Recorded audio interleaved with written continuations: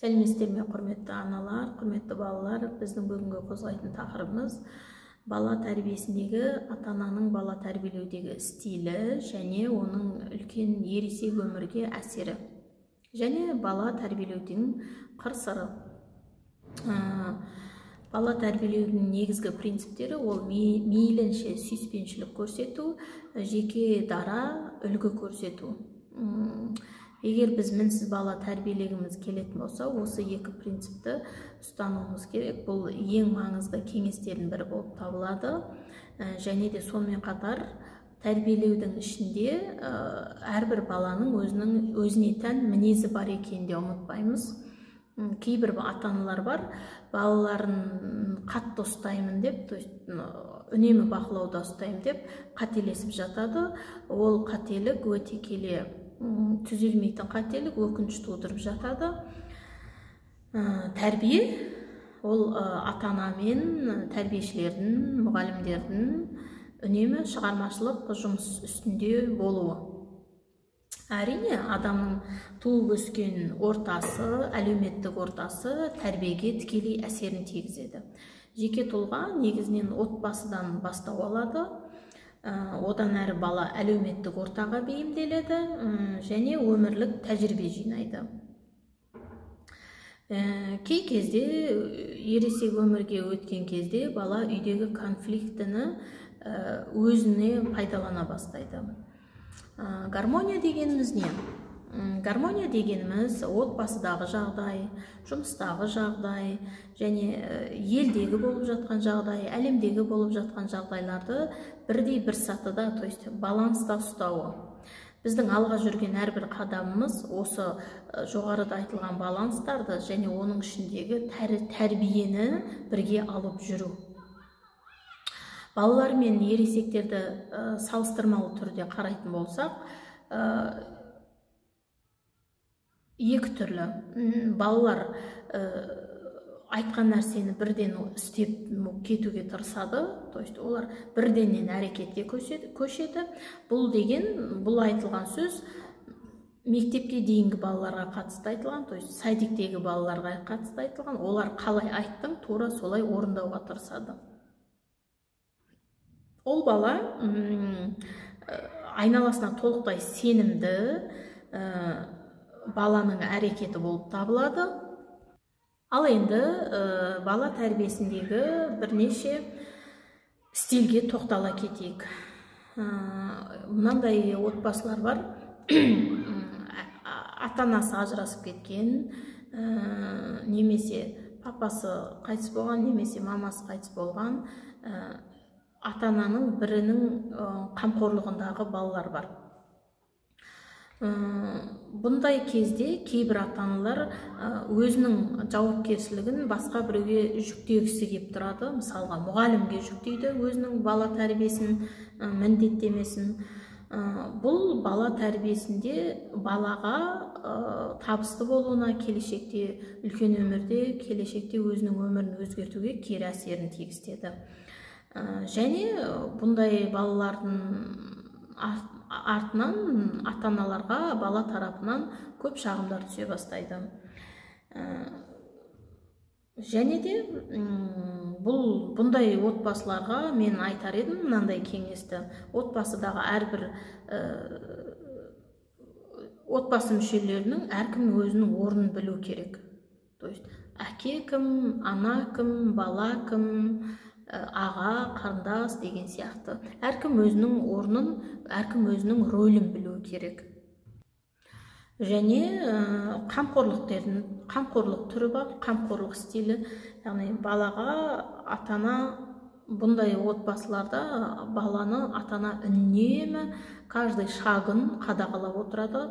Бұндай ата-ананың балалары айтқан нәрсені бірденен істеп, то есть жақсы нәтиже көрсетіп, жақсы орындаушы ретінде көріне бастайды. Олардың солай ерік-жігері пайда бола бастайды.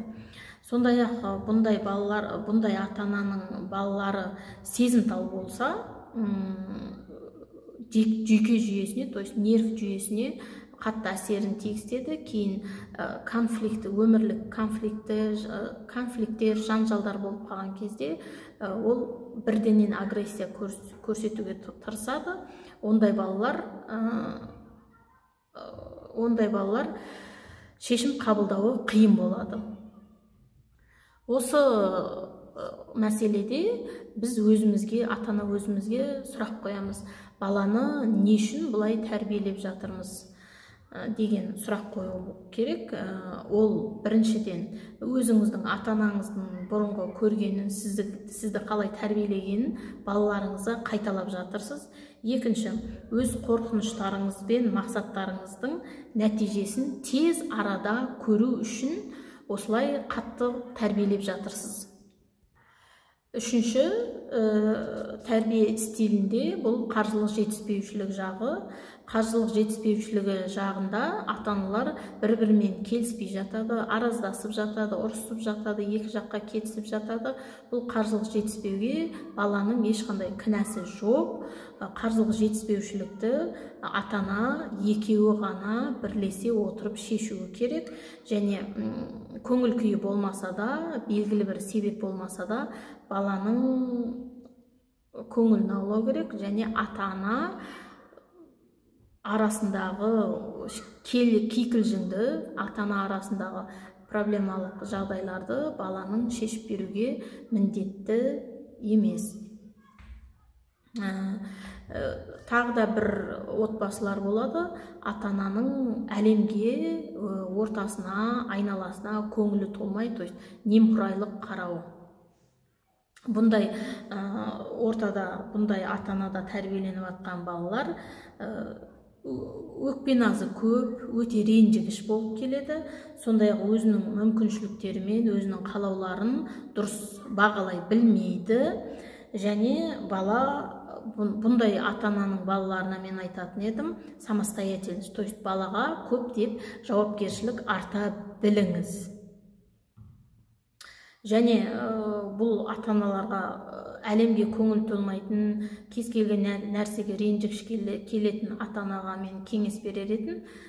Өздеріңіздің әлемге деген өкпе реніштеріңізді, қорқыныштарыңызды, сенімсіздіктеріңізді жоюға жұмыс жасаңыз. Өзіңіздің қорқынышыңызбен, өзіңіздің реніштеріңізбен бөлек жұмыс жасаңыз. Баланы бұл жерге кірістірмеңіз. Және де баланың өміріне қауіп төнуіне қарамастан балаға үнемі сенім білдіріп отыратын ата-аналарға да айтатын кеңесім бар. Бұл жерде бала сенікі дұрыс, не жағдай болса да деп баланың шектен тыс шекарасын білмеуі, то есть бала көпшілік ортада жүргенде немесе мектепте жүргенде басқа бір баланың шекарасына кіріп кетуі мүмкін. Яғни жеке мәселесіне қол соғуы мүмкін. Бала өз шекарасын білмегендіктен. Бұл ата-аналарға, бұндай баланың ата-аналарына мен айтатын едім, әр баланың өзінің шекарасын таныта білуі, және басқа бір баланың шекарасына өтіп кеткен жағдай болатын болса, онда ол эмоционалды түрде өзінің пікірін білдіруі. То есть кешірім сұрауы, мысалға соғып кету, ұрып кету, байқаусызда есіктен шығармай қою деген сияқты кикілжіңдер болып қалады балалардың арасында, мектепте жүргенде, оқушы кезде. Вот сондай кезде, если бала өзінің кінәсін сезіп тұрса, если бала басқа біреудің шекарасына өткенін біліп тұрса, онда ол тез арада бірінші өзі кешірім сұрауға тырысуы керек. Ең соңғы жағдай, ең соңғы тәрбие стилінде бұл күш қолданып жазалау стилі. Яғни біз баламызды шектен тыс соғып, ұрып, үнемі сондай соққыда өскен балатын болса, онда да ол агрессивный болады, және ол бала физикалық күшті болады. Ондай балалар өзінен кейінгі, өзінен әлсіз балаларға күш көрсетіп өсетін болады, күш көрсететін болады өз ортасында да. Сондықтан оның физикалық күшін басқа нәрсеге пайдалануға болады. Мысалға, оның физикалық күші бар екенін білетін болсақ, бала оның физикалық күшті екенін сезетін болса, байқаса, оны спорт школға беріп, спорт жағынан дамытуға болады. Енді осы тұстан айтып кетейін, құрметті ата-аналар, құрметті балалар, бір-бірімізді соңында айтатын қорытындым, бір-бірімізді жақсы көреміз. Баланы біз өзіміз үшін дүниеге әкелеміз, өзіміз үшін тәрбиелейміз, өсіреміз, біреуден артық болсын деп тәрбиелейміз, біреуден кем болмаймысың дейміз, пәленшенің баласынан, түгеншенің баласынан кем қалмасын, қатарынан кем қалмасын деп тәрбиелейміз. Және не обязательно ол бай болу керек, шылқыған бай, вечно в достатке болған дұрыс емес. Орта болсақ та баланы дұрыс табысты етіп тәрбиелеуге болатынын мен айта кетер едім.